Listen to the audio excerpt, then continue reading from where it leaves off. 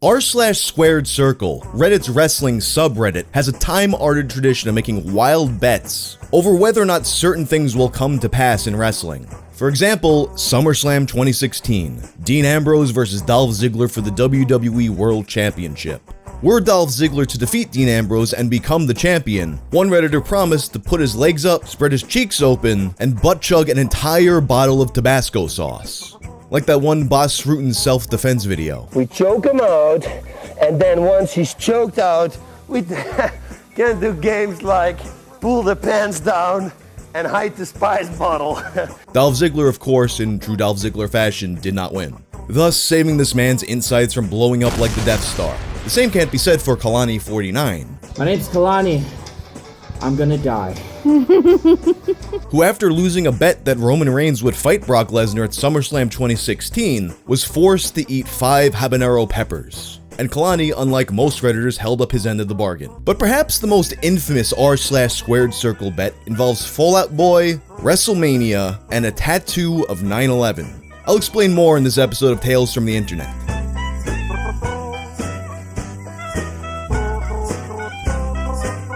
This video is sponsored by Upside. Upside is a cashback app that helps you get more value from your purchases, while also helping local businesses so communities grow stronger. It's partnered with over 30,000 businesses and 25,000 gas stations across 48 states and DC.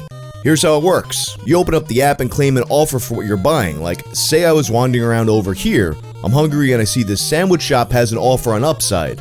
I check in at the business, choose the card I'm using, or upload the receipt later. The cashback then appears in my Upside account, and I can cash out at any time with a bank transfer, PayPal, or a gift card to Amazon, Starbucks, wherever else. And there's no limit on how much you can earn. It's easy to use and it's real cash back. You're not dealing with any kind of a weird point system or anything like that. And users are earning 3 times more cash back with Upside than any other product. Collectively, Upside users are earning more than $1 million each week. That's probably why they have a 4.8-star rating on the App Store. And sharing Upside with friends helps increase your earnings. They get an extra 15 cents a gallon cash back on their first time using Upside, and you'll get a one-time 15 cent a gallon bonus as well. And you get 1 cent for every gallon of gas they get with Upside forever. To get started, download the free Upside app, and use code Wayne to get $5 or more cash back on your first $10 or more purchase. So on September 29th of 2014, Fall Out Boy releases the song Centuries.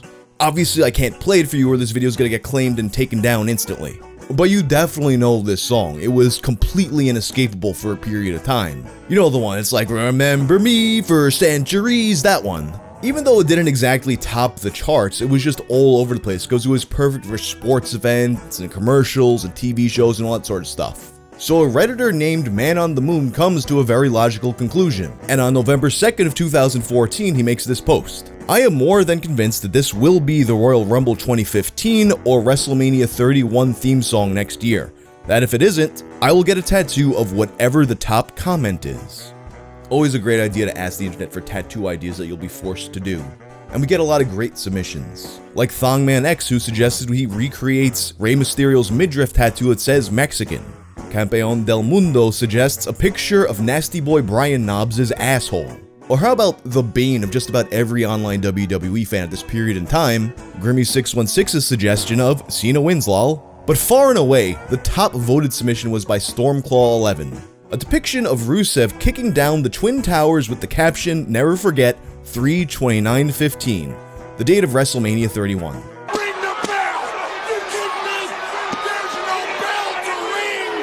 Even went through the trouble of photoshopping it into a vaguely tattoo art-like style. This, of course, is a clear allusion to perhaps the greatest image ever made since the advent of photo manipulation technology. That, of course, being Hulk Hogan doing 9/11. Here's some high stakes right here. A tattoo of a wrestler kicking down the World Trade Center is a life changer no matter how you get it. If it's visible, you're never going to be employed again. If it's hidden under clothes, say goodbye to any semblance of a normal dating life. But what makes a bet like this interesting?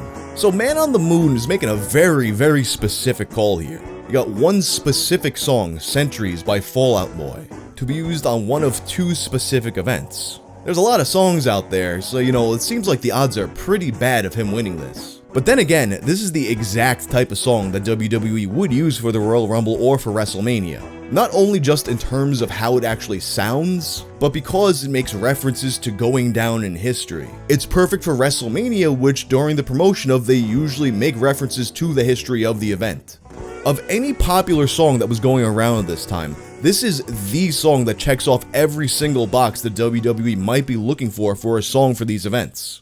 But here's the thing, this was such a WWE song that they had already used it back in the previous month, October, for the 15th anniversary episode of SmackDown. That's gotta hurt the odds. Although, as a user named HedgeSlurp pointed out, there is some precedence for WWE reusing songs. In particular, I'm Coming Home, a song that is permanently burned into your brain if you were watching around this period of time, used for both tribute to the troops and WrestleMania 29. You've also got the Flo Rida songs Good Feeling and Wild Ones, which were both used for multiple pay-per-views. HedgeSlurp posited that actually, because the song had already been used, it might actually increase the odds of it being used for WrestleMania. Depending on the contracts WWE had with the record label, it's very possible that he was on the money. So Sunday, January 25th comes around. Royal Rumble 2015. Brock Lesnar versus John Cena versus Seth Rollins. They start promoting the event, and the official theme song, completely different direction from what Man on the Moon or probably anybody else expected. Gonna Be a Fight Tonight by Danko Jones.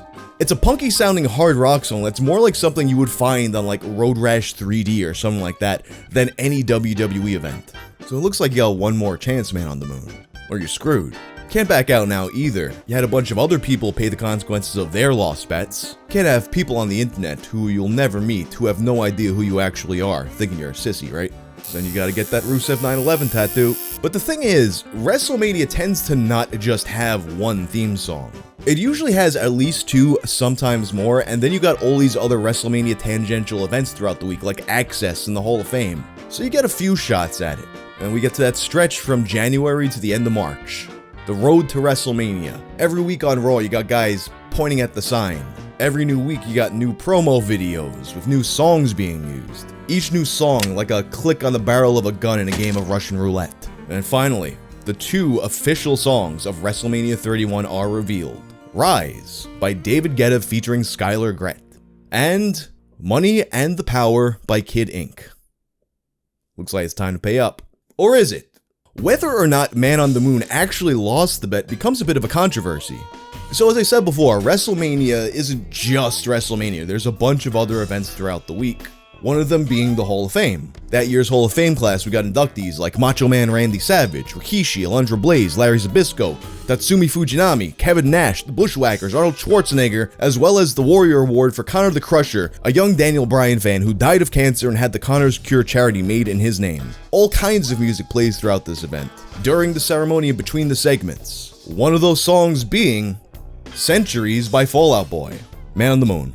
This totally fucking counts. In Man on the Moon's view, he won the bet. This song was used for WrestleMania as he had predicted. Of course, he gets a bunch of pushback on that statement though. You said theme song of WrestleMania 31 or Royal Rumble, not played in the background of the Hall of Fame, frowny face. You gotta get it, brother. Honor your word. No, it doesn't. You're still going to have to get that tattoo. Nope. Dude, it counts. This is like Stone Cold being Jericho and Benoit, King of the Ring 2001. And this leads to debate over what is actually considered an official WrestleMania theme song. WrestleMania considers any song they use for Mania to be a theme. They never have just one. I don't think that's true at all. They usually say the official theme of WrestleMania about a song. So in my view, I think he lost the bet. Alright, so he didn't say official theme song, but he said the theme song. Of which, for these events, we have a selection of 3 songs that WWE considers to be the song. That being said, I did see one comment by Murdank that kind of shifted my perspective a little bit on the subject. Anybody claiming the Hall of Fame doesn't count is a fucking idiot. Can you imagine the relief this man felt when they played that song? He maintained that he was going to get the tattoo and squeaked by on a loophole. Man on the Moon wins this bet, and we should all admit that the point he was trying to make has been made. Case closed. So I get what he's saying. Ultimately, the statement that he was trying to make with this bet was, as I had said before, that this song, Centuries by Fall Out Boy, is the absolute perfect song crafted in the style of what WWE typically uses for these events, so much so that he could almost guarantee that it would come to pass. And since the Hall of Fame is a part of WrestleMania week, the spirit of the statement that he made with this bet was true. And realistically, nobody was ever going to get a tattoo of Rusev kicking down the World Trade Center. Although, as many pointed out, technically he could have gotten by with just a tattoo of the URL. So what do you think? Did he win the bet? Did he lose the bet? I don't know! But anyway, that's all for now. If you like this video, check out my video about Vince McMahon versus the Parents Television Council. I'm out.